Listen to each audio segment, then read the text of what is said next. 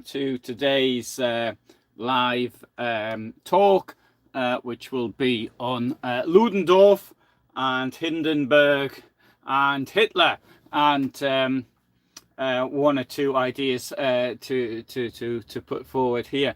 So, as always, if you've got any questions, you can put them down, and I shall try and answer the questions at the end. And the Ludendorff and Hindenburg are noted for being the two characters who won the First World War on the Eastern Front for Germany. It's quite clear that they were very close together. They formed the leadership of Germany during the First World War. They were the two that sort of more or less run the country. Indeed, I think it's fair to say that to a large extent, Ludendorff was the military dictator of the country, and Hindenburg was the person who more or less stamped what Ludendorff said. Hindenburg had a character which was much more easygoing. Ludendorff was quite more, he was the sort of person who would take command more in this relationship. I don't quite know how else I could put this, the relationship between the two, but I very strongly get, looking, I mean, there are people who know more about it than I do. I'm sorry. But the relationship during the First World War was one largely where Hindenburg was following Ludendorff, even though Hindenburg was much older than Ludendorff. Ludendorff himself, though, had his initial background in the military showed himself to be quite was quite advanced. He went into the general staff quite early. He was even sent off to Russia for 3 months because he'd learned Russian language, and then he was allowed to have a 3-month leave of absence in Russia just to sort of get his Russian together a bit. He also did a couple of years teaching at the War Academy, which is quite normal. But in 1908, he was a major. 10 years later, he was running the country. And that, I think, sort of puts it into perspective. Ludendorff's first real experience was at the Battle of Liege. Now, this was a battle he'd been preparing for years and years, because he became very much acquainted with the Schlieffen Plan, and he was the one who was sort of arguing with everyone else that the Schlieffen Plan, that they need to train for it and plan for it. It's even been suggested that the time he spent at the War Academy, he was sent off there because he was annoying everybody so much and they just wanted to get rid of him. And that may not actually be true, because it was normal part of recycling people, career path, and to actually send them off to the War Academy. Anyway, so First World War happens. The Russians invade East Prussia, had to be expected, I suppose, but maybe not in the time scale they actually did it. Ludendorff has just won the Battle of Liege. He was the second person in the German army in the First World War to get a Pour le Mérite, the highest award that was possible. He was sent off to the east with Hindenburg, who had been brought out of retirement. They get there. They get to Tannenberg, I think. It was in one of the houses there in what is today Stembark. That's the name of Tannenberg in Polish. It's a village. It's a village of sort of one street in this direction, another street in this direction, and that's it. And I spent about 4 days parked in the police station car park, and I didn't see a single police officer. So it's not a very big place, but it does have this name because of the battle that took place there in 1410. So they decided, instead of calling it the Battle of what could they have called it, Allenstein, or the Battle of I've forgotten the name of the place now, Hohenstein, Ostinick, and or something like that. They called it the Second Battle of Tannenberg, which was just not a very good name for it. It was. So these two are largely have been given the credit for the victories in the east, the defeat of Romania, then the defeat of Russia. Ludendorff himself by this time was arguing for really plans which weren't all that dissimilar to what the Nazis were arguing for later. He wanted to dismember Russia. He wanted the area to be made clear for German settlers, and who in maybe in several hundred years' time would outnumber the locals, something along these lines. It was him, to a large extent, who planned the offensives in the West, and which maybe the third one was quite successful, I'd have to say, but obviously they failed. Too many American troops, and Germany was beaten. Now, around the end of September, it was 8th of August 1918, was said to be the Black Day of the German army, and where the retreat now, they're in open countryside, not really in trenches anymore, but openly being pushed back. And Ludendorff, I think, possibly when his wife's son, so his adopted son, was killed, I think that may have caused him to have a mental breakdown. And so by the end of September 1918, he said that he can't fight on and all the rest of it, and he wanted to have a ceasefire or an armistice. Now, I suspect it's a bit like what Putin wants today. It's something like Putin wants a ceasefire, so he could, or theoretically might want a ceasefire so he can build up stocks of arms while the other side can't, and then bang, have another go. In a case of this, I think that he might have seen it as a bit of a breather. But anyway, in any case, it was he who initiated the first contacts for a ceasefire, and but later, of course, he claimed that he'd had nothing to do with it. Now let's go forward 14 and a bit years. And it's the 30th of January 1933.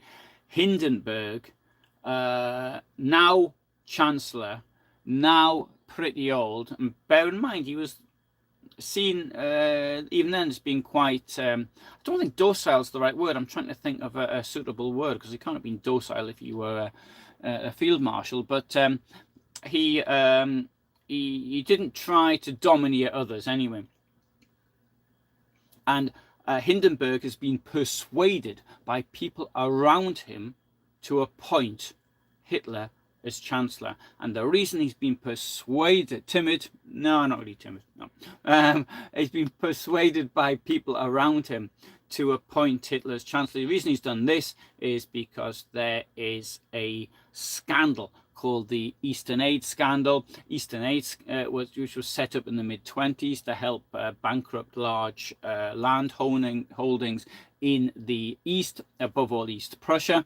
And Hindenburg himself had been a benefit of this. Many people who were sort of dishing out funds for this had been also themselves benefits. So it was very much an old boys situation. So in order to sort of stifle the calls for something to be done about this, the group of landowners are largely persuaded Hindenburg to appoint Hitler as Chancellor. Hitler lived up to his placid, yeah, is a good word. Low key. Oh, some good suggestions here.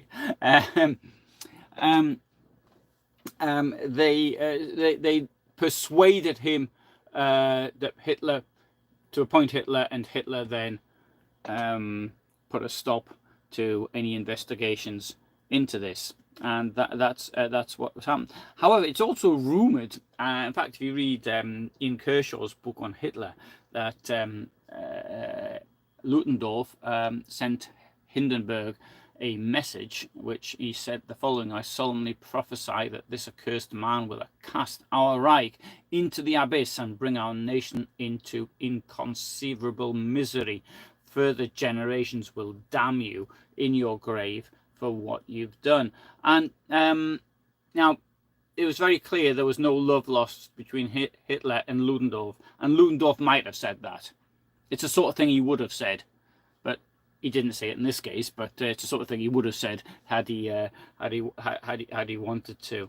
The thing is, look, Hitler and Ludendorff got on really well, and so in 1923, it was the two of them together who'd planned the putsch.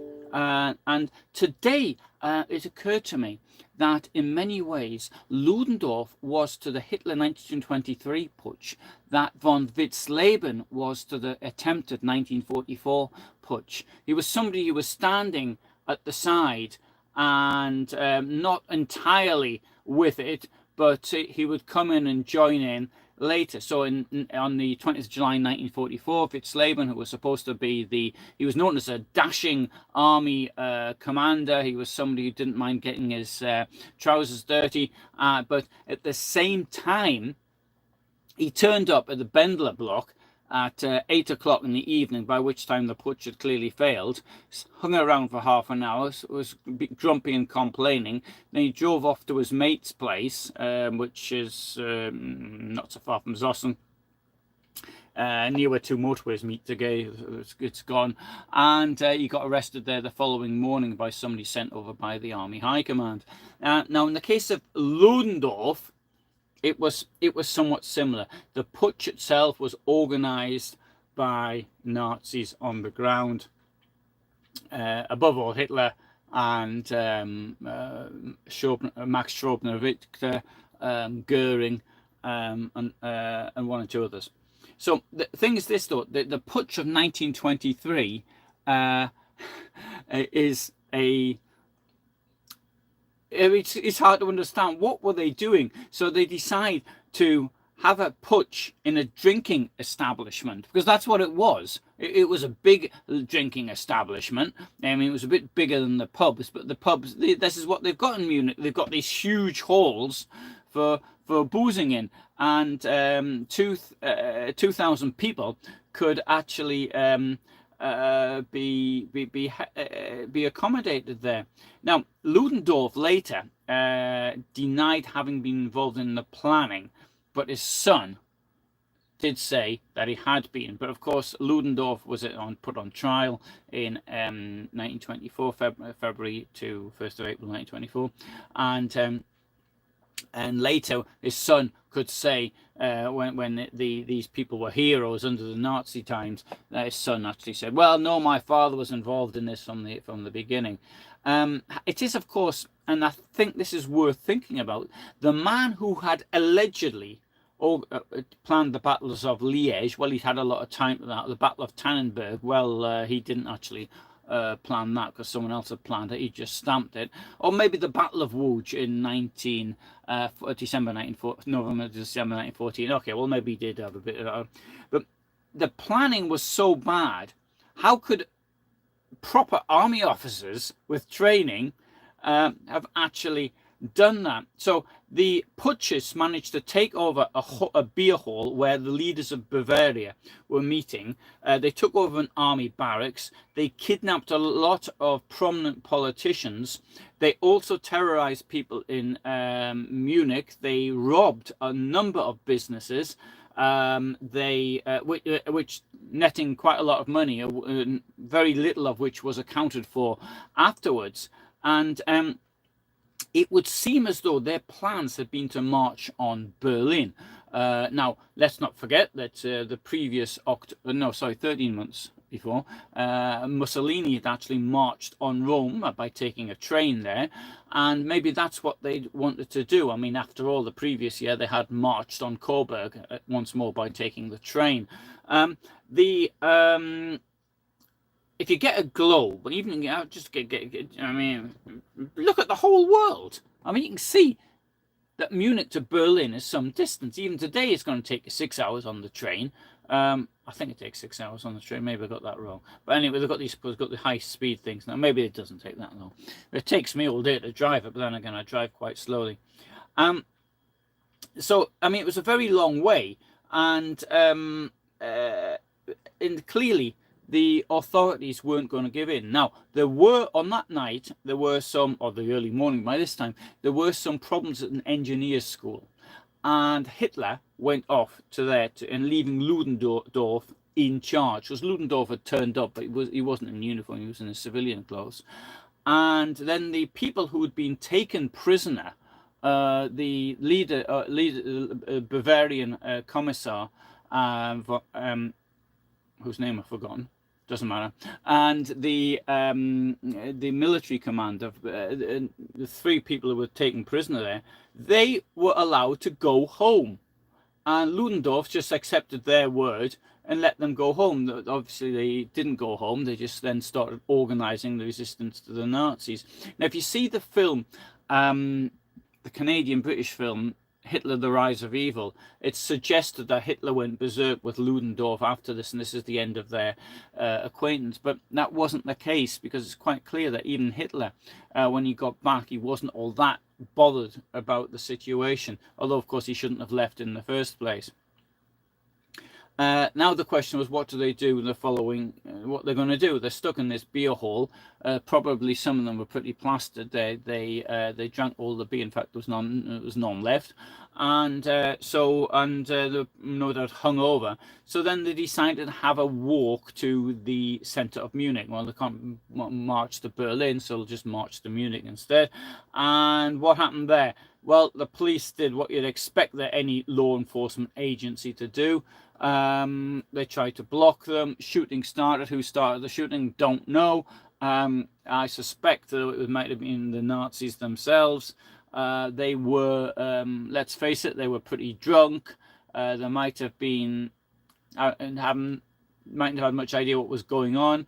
They got weapons, because weapons had been stored by these, the Black Reich, the parts of the German army, which had actually hidden weapons in secret. Even there were terrorist organizations such as Organisation Consul, which had got had terrorist attacks on a number of people, and they had weapons hidden. So these weapons which were hidden had been brought out, and they were the ones which the Nazis had. I think that it's highly likely that the Nazis actually outnumbered the police by quite a lot in terms of weaponry. And I don't mean just in terms of people, but I mean in terms of weaponry. Although they marched through narrow streets, and marching through these narrow streets, that you lose your advantage completely. Like the alleged battle of the Spartans against somebody, when they saw the narrow gap and there was just the front line of the Spartans, and whoever it was they were fighting against, they could sort of beat them off. If you've got a larger number, you want to have a place where you can maneuver and not be hampered by your movement. Anyway, so what happened there? Hitler was marching with his mate Max Schröbner-Richter at his side. Max Schröbner-Richter was the person who introduced Hitler to Ludendorff. Hitler was an Austrian who spoke in a funny voice. He was a corporal in the army, and without any doubt whatsoever, Ludendorff would have just looked down his nose at him. But Max Schröbner-Richter was a sort of aristocratic origins, and therefore he was more than happy to talk to him, and probably met Hitler as a present, what do you call that? Just to be nice to Schröbner-Richter. There are.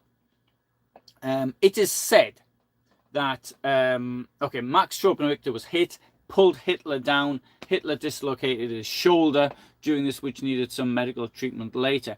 Now, it was put out late after that Hitler had to leave the scene because he'd picked up a poor boy and he'd ran off, taking him to his parents. Well, that was a load of nonsense. Hitler ran away. As for Ludendorff, what did he do? Well, it was said that he just stood there and just walked to the police line where the police arrested him. That's also nonsense. The American consul saw him lying on the ground alongside everyone else.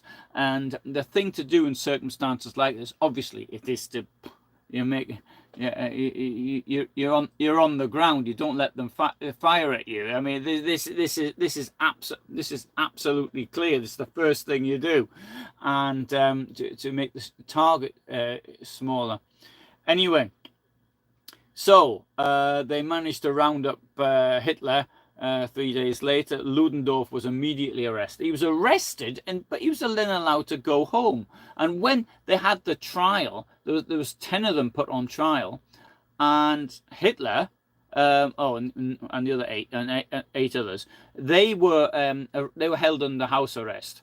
But the thing is, Hitler actually he was the heaviest he ever got in his life during this period that he was held in prison. On remand. Ludendorff was allowed to stay at home, and he travelled to the trial by limousine.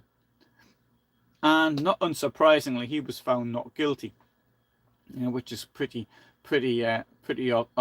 absurd.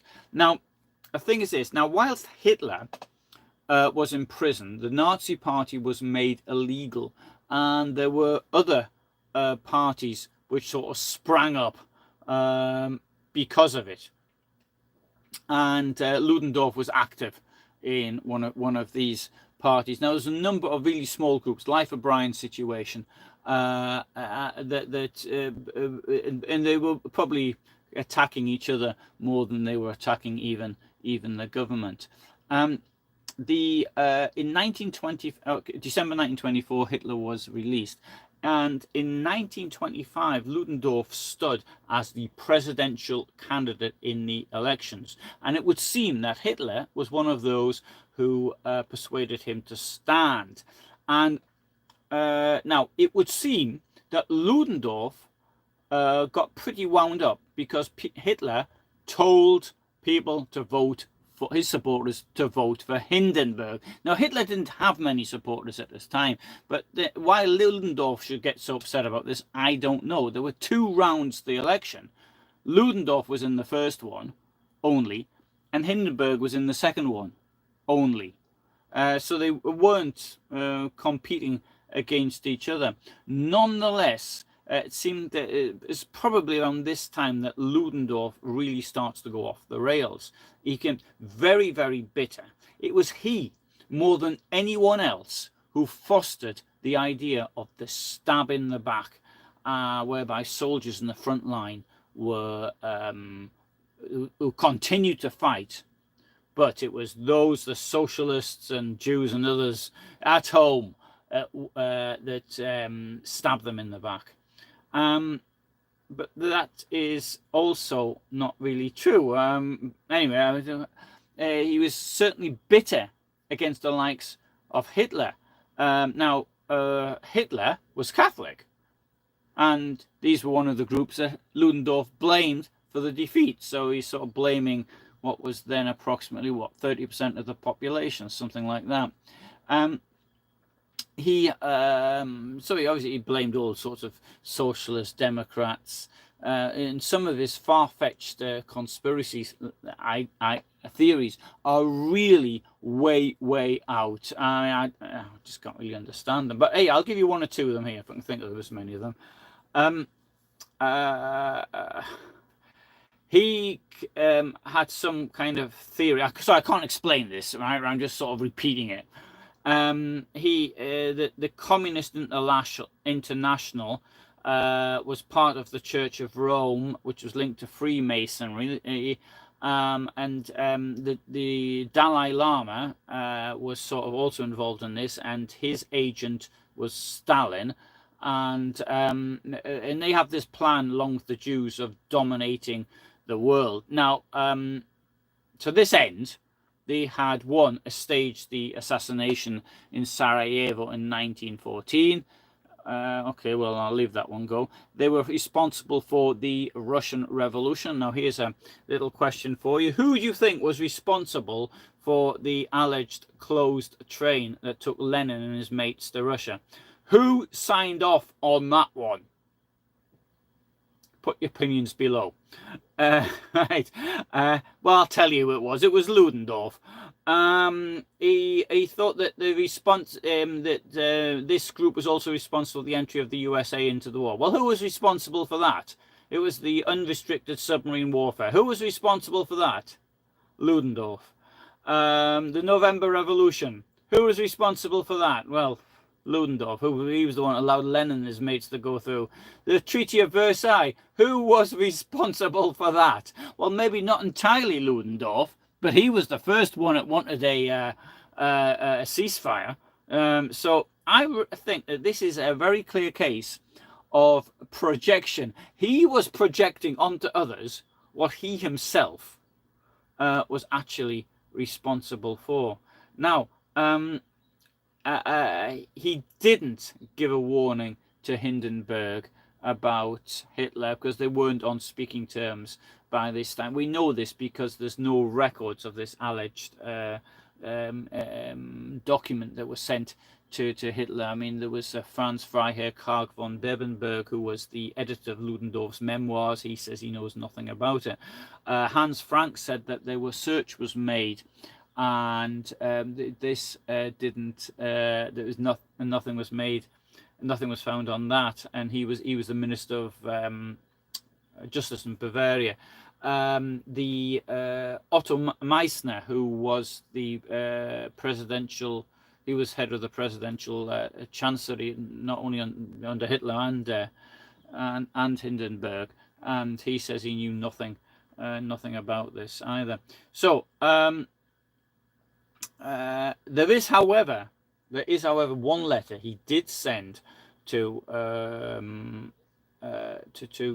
Hindenburg, which said the following: "You bear responsibility for the conditions of lawlessness in the Reich today before your God, before your oath to the Constitution, and before the German people." He sent that on the 6th of July, 1933. And on the 18th of November, 1933, he sent a letter as follows: "When one day the history of the German people is written, then the end of your Reich presidency will be the blackest time in German history." Actually, I think you actually got that one right, quite honest. It was the blackest time in German history. Anyway, good. So that's it, really. I think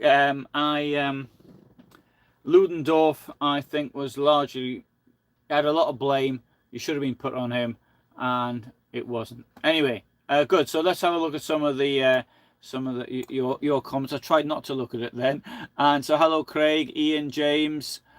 James writes, after Ludendorff's mental breakdown. Hello, Mohammed, and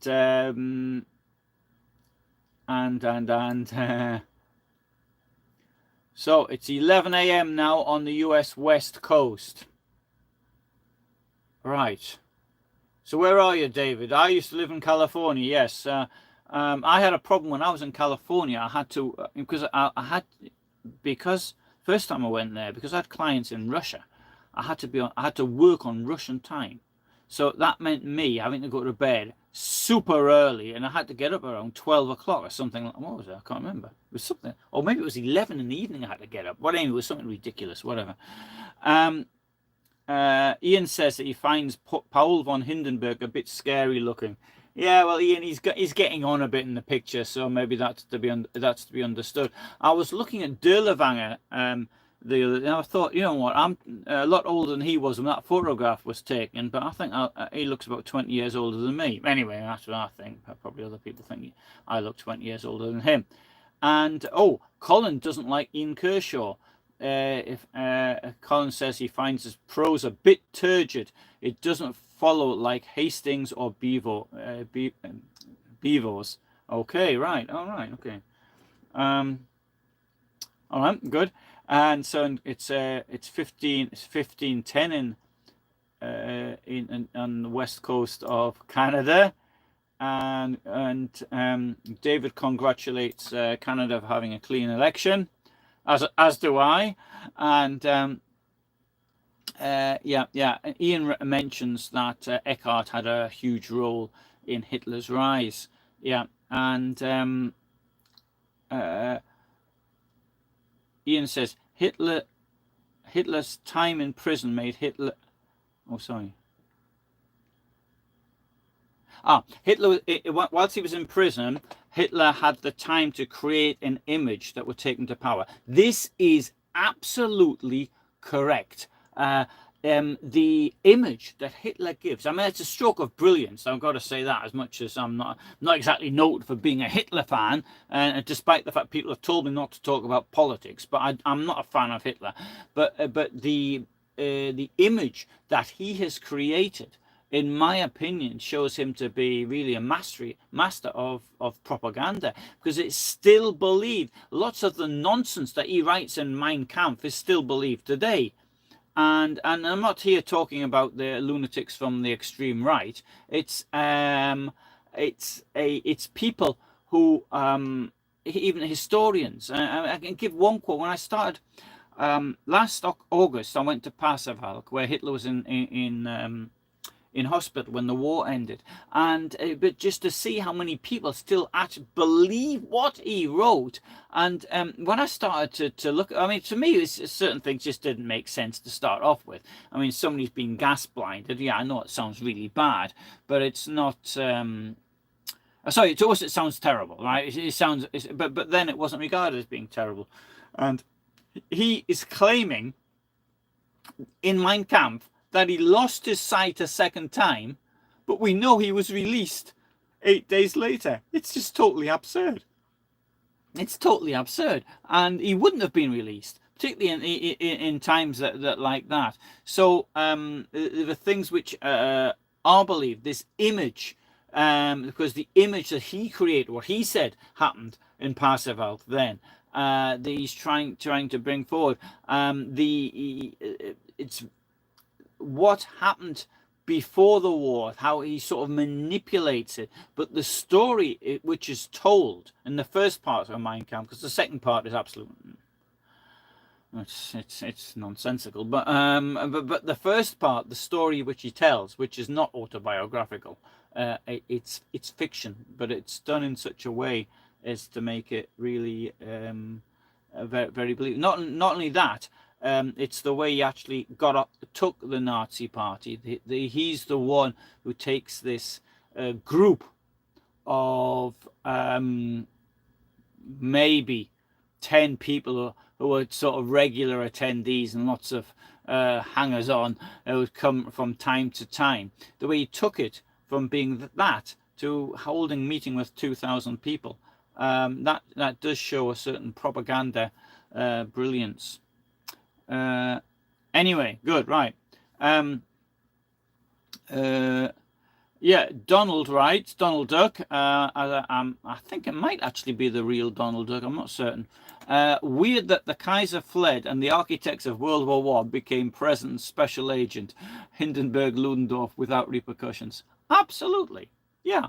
The Kaiser, mind you, the Kaiser could have done something to stop the war, and this is one thing. I've always taken the opinion that, I mean, this is some stuff I got from school, of course, but because the Kaiser had what was called a withered hand, or withered, one arm was shorter than the other, because this was due to problems at birth, because of, as I understand, I mean, I haven't looked at this, because when the Kaiser was delivered, sort of forceps were used which shouldn't have been used, and then because it was, they used all sorts of means of what possibly today would even be called torture, I think, of trying to get him to use both arms, and despite the deformity he had in one, it was this that sort of led the Kaiser into his brinkmanship with the United Kingdom, and well, maybe that was it. But in any case, the Kaiser did have to flee, and yeah. You also to think of all the damage that was caused. I think, though, I would have to say this, though, that Hindenburg and Ludendorff themselves do not bear any responsibility for the First World War. I think Ludendorff was on the camp of those who wanted a war, but I don't think he bears any of the responsibility. I think I might change my mind. Anyway, if anybody disagrees, do write that way. Oh, so Ian's making the pizza from scratch for his 2 children. Oh, well done. I don't think it's easy to make a pizza, in my opinion. Colin says Hitler had no time for the Kaiser, as he blamed him for Germany's defeat in World War I. Yep. It's strange though that I think the Kaiser was a competitor to Hitler. He couldn't, because most people, I mean, obviously say that, well, say that now, maybe not so much now, but I said that when I was sort of going around trying to talk to people in the 80s and 90s, that they were royalists. They supported the Kaiser more, and they wanted to return to sort of the royal family. The political party, DNVP, was to a large extent a royalist party. It needs also to actually be pointed out that under the Kaiser, maybe it wasn't so much little to do with him, but Germany had a very it was beginning to have a very advanced social system. It had things like unemployment benefits. It had pensions in the 1890s. There was only two other countries that the United Kingdom. Sorry, the United Kingdom came after Germany. New Zealand, I think, was the first country to actually introduce it. Okay, Donald further writes, crazy to see 1920s special agent to China von Zech, Chiang Kai-shek's army, all wear First World War helmets. Yes, yes. Oh, and Colin mentions Thermopylae, which is the place where the Spartans defended. Yes, there was a battle there in 1941 as well. Yeah, and Ian does make the point, which I think I did try to make myself, that it's, proving and stretching doors not as easy as professionals make it look. Yeah, I'm sure that's the case. They, yeah. So, Donald further writes, Krupp was the main supplier of guns during the Prussian wars, First World War, Second World War, and in between divided weapons to Holland, Sweden, etc., to keep up know-how, etc. No Krupp, no wars.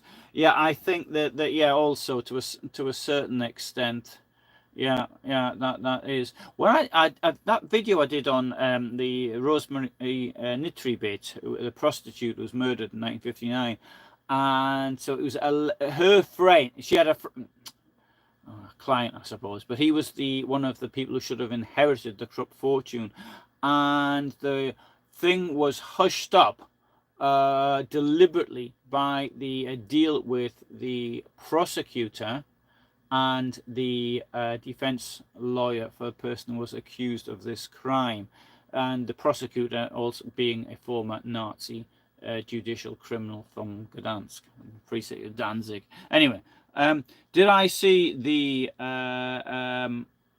fictional TV show about Mussolini? I didn't, but I have seen Mussolini and I think it's brilliant. And I know I'm the only person who thinks it's brilliant because everybody else thinks it's rubbish. But I think that when I think of Count Ciano now, I think of has Anthony Hopkins played him in that film. I think he was absolutely brilliant. I don't think Anthony Hopkins was very good as Hitler a couple of years earlier, but as Ciano, I thought he was wonderful. I thought Bob Hoskins also was very good in it, and good, yeah. Mohammed's blaming the German Empire's intelligence services. Oh, and Christopher says, I've seen the video on your visit to the remains of the Hindenburg burial memorial. I can't remember what happened to his body. What about Ludendorff's body? Does a grave remain? Yes, both questions. Ludendorff's, I was going to go down there. I think it's in Tutzing, it's just to the south of Munich. Very nice place. I was going to go there now, in fact. The thing is, I'm still stuck in Heilbronn, but my original plan, and what I was to go from here, I was going to go to southern Bavaria, then see a friend in Austria, and then I was going to go to Poland. Unfortunately, that has now been cancelled, but one of the things I had planned to do was to go to Ludendorff's grave. Ludendorff died in 1937, aged 73, so he didn't actually get to see what Hitler did later. His second prophecy, which I think he did make, that coming true. So it did actually come true. Now, Hindenburg's body was taken. He wanted to be buried with his wife in Hanover. His wife died in 1921. But Hitler, this big memorial, looked a bit like Stonehenge, which was built at Olsztynek today at Hohenstein. and that near the Battle of Tannenberg, very near, because that ground there was actually captured by the Russians, and the Hitler wanted to sort of turn this into a national war memorial with the leading soldier of the Second Reich being buried there. So that's why he was actually buried there. Now, the place was then, as the Soviets advanced, the place was marked for demolition. And you think they'd have better things to do. I mean, these were major concrete blocks.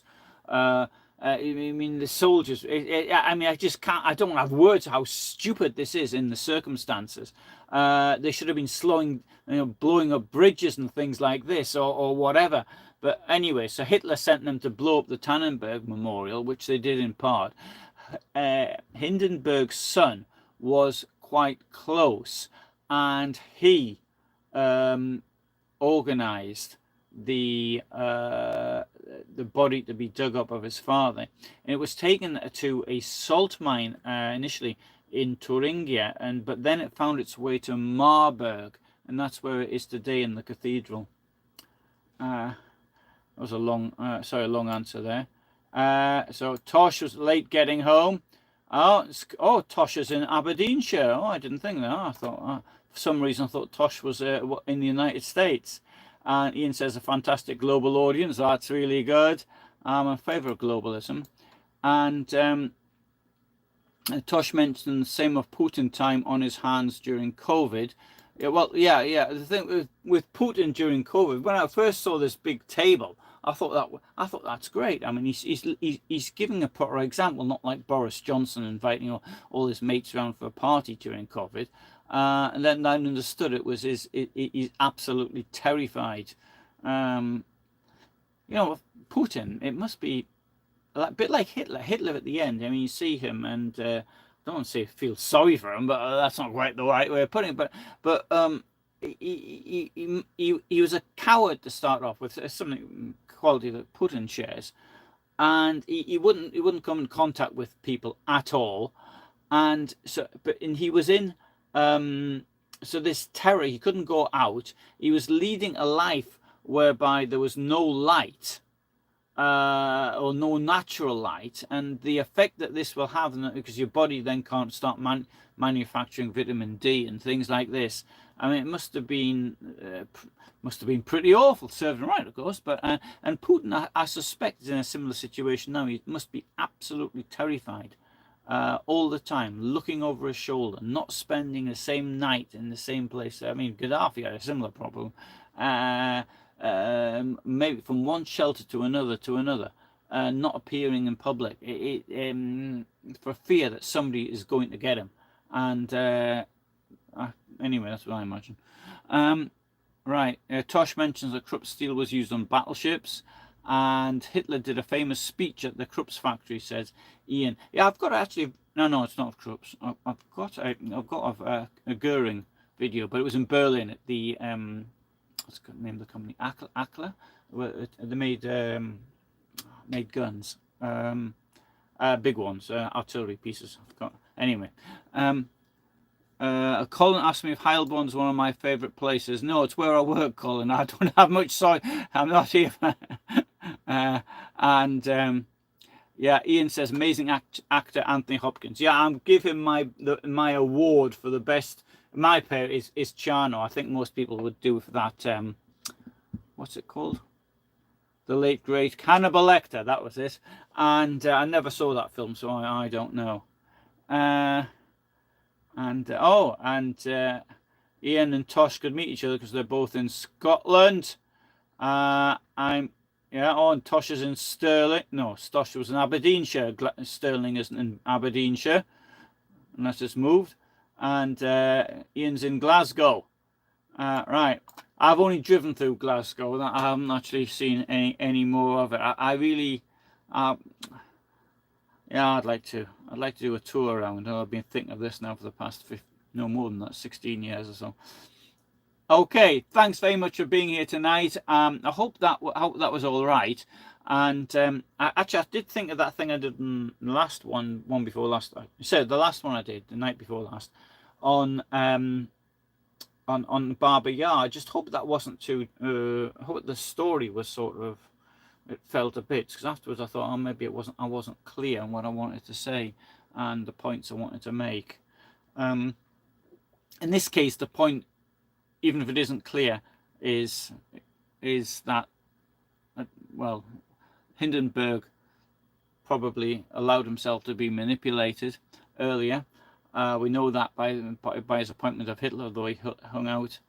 But Ludendorff was a manipulator who was unable to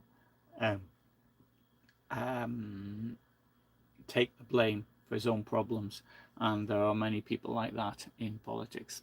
Thanks very much. Thank you, Tosh. Thanks, Ian.